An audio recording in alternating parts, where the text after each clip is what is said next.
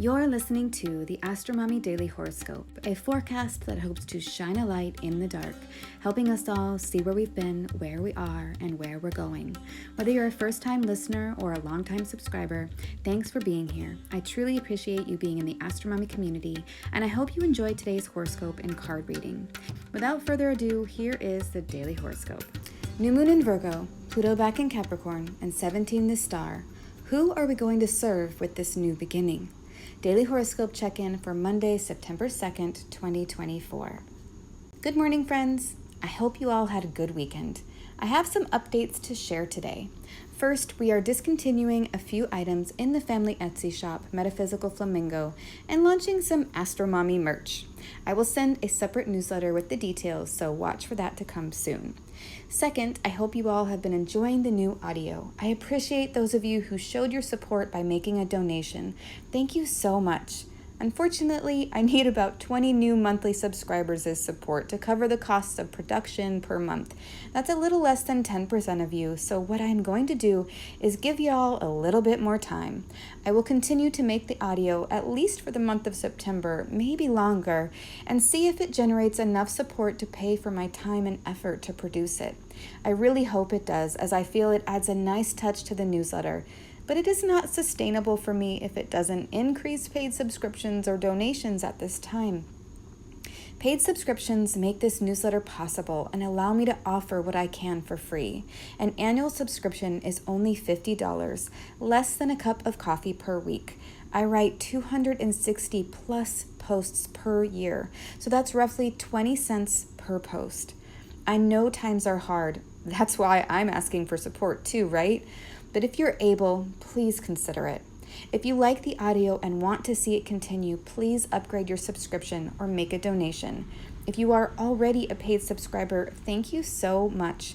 You have no idea what your continued support means to me. I love that audio was requested, and I really want to keep doing it.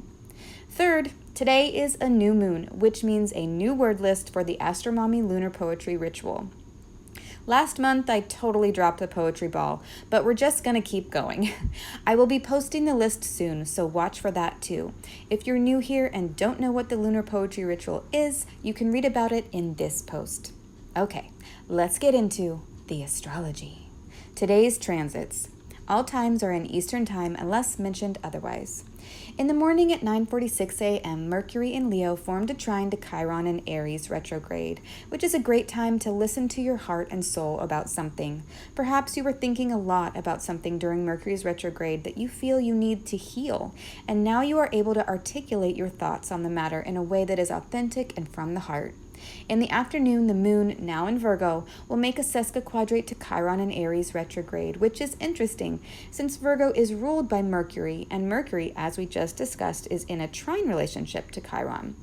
What this means is that you now have the words to express your feelings and thoughts about something you've been feeling vulnerable about. But bringing these thoughts up and talking about them will only be the first step toward healing. It's important you give yourself and the other person or people involved time to adjust to whatever you've been thinking about. The moon will meet up with the sun for the new moon at 9:55 p.m. Eastern Time at 11 degrees Virgo, 4 minutes.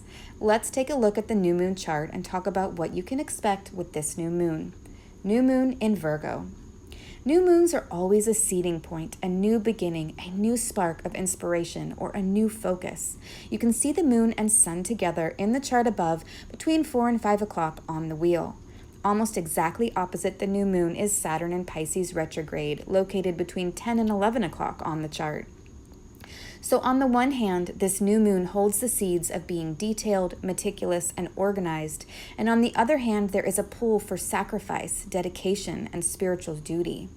Saturn may ask us to serve in some way, commit, or make a vow in order for this new beginning to be born. Both the sun and moon will officially make their oppositions to Saturn, the moon by tomorrow and the sun by September 8th, 2024. So this lunar cycle is about deciding whether to commit to something or not, and there may be a price, a sacrifice, or something required in exchange, such as your time, effort, or purposeful deprivation, like fasting. Saturn doesn't give things for free, he makes you work for them, but through hard work and patience, Saturn brings rewards. Additionally, in this new moon chart, we see Venus with the South Node in Libra, which means surrendering or letting go of some sort of ideal for how you wanted something to look and instead embracing how it is in reality. Then we also have Pluto, who just moved back into Capricorn over the weekend and is in a sextile relationship with Neptune and a trine relationship with Uranus, who just stationed retrograde on Sunday as well. All of this suggests that there may be sudden changes this month that could feel almost magical or of a spiritual nature. The trine and sextile are harmonious aspects that mean ease, grace, and effortless connections. So underlying this very tense opposition between the new moon and Saturn, there is something transformational, transcendent, and revolutionary that is happening.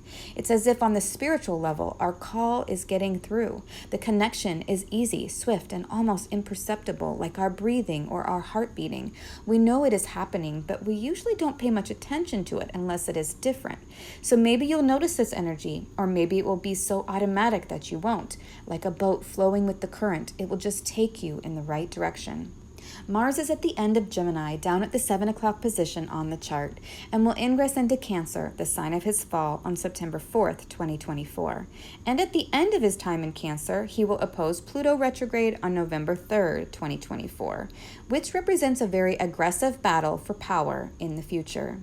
We will definitely be discussing Mars's movements through Cancer and his upcoming retrograde in Leo in December 2024. But for now, looking just at this lunar cycle, the biggest transit that we need to look at involving Mars is his square to the nodes 2 days before the lunar eclipse on September 17th or 18th, 2024, depending on your time zone, which represents a very big celebration or ending that may have a lot of aggressive Martian themes such as arguments, fights, or war cries, since Mars will be in Cancer and the moon rules Cancer. There is a lot more going on this month, which we will get into in the daily check-ins. Here are some questions to ask yourself on this new moon. What are we beginning that requires attention to detail? What are we sacrificing in order to commit to this new focus? What have we been thinking about that we are now ready to begin? Who or what are we going to serve with this new start? Briefly below, you will find the house that this new moon is occurring in according to your rising sign. Find your rising and read the house topics associated with this new moon. You may notice a new beginning involving one or more of those topics. Aries, 6th house of stress, health issues, employees or coworkers, and pets. Taurus, 5th house of pregnancy, children, creativity, and recreational activities. Gemini, 4th house of family, roots, and property. Cancer, 3rd house of siblings, communication, and local travel. Leo, 2nd house of money and possessions. Virgo, 1st house of self, health, and character. Libra, 12th house of blind spots, large animals, hidden enemies, and mental health. Scorpio, 11th house of friends, allies, groups, and wishes. Sagittarius, 10th house of career, praxis, and the mother. Capricorn, 9th house of foreign travel, higher education, and beliefs. Aquarius, 8th house of shared resources, inheritance, debt, and death. Pisces, 7th house of marriage, partnerships, and legal matters. I wish you all a happy new moon. I recently read a wonderful account of this new moon in Virgo on another Substack called Astronotes, written by a colleague of mine, Natty Ford Galagos, and I think you'd all enjoy what he has to say. So if you'd like to hear another perspective, as well as the tarot card associated with the decan that this new moon is in, you can check out the Astronotes newsletter here. The tarot card. Let's see what the cards have to say. What is the guidance for today? 17, the star. I love this card for a new moon because it literally represents starting over. On this card, we see the character Jack Klein, the son of Lucifer from the hit show Supernatural. Even though Jack is the son of the devil, he decides to take control of his own life and fight evil, embodying goodness. This is very interesting since this new moon opposes Saturn, the greater malefic and ruler of Capricorn, the sea goat, and zodiac sign associated with the devil card in the tarot. So it is as if we are going to have to decide who we are going to serve as well, but on a much more mundane level, thank goodness. 17, the star, is about starting over and having hope, even when the odds are stacked against you. This card reminds us to pick ourselves back up after a period of upheaval, crisis, or uncertainty and rebuild ourselves. 17, the star, says there is a future and it is bright, abundant, and good, so embrace your inner power. You can do this. So if you've recently gone through some sort of test or challenge, this is your omen to have hope and remember how resilient you are. You can rise like a phoenix. Simply put, this card may be pointing out that you are starting over in some regard, and it is a reminder to have faith in yourself and your ability to be self-sufficient. The perfect sentiment for a new moon in Virgo.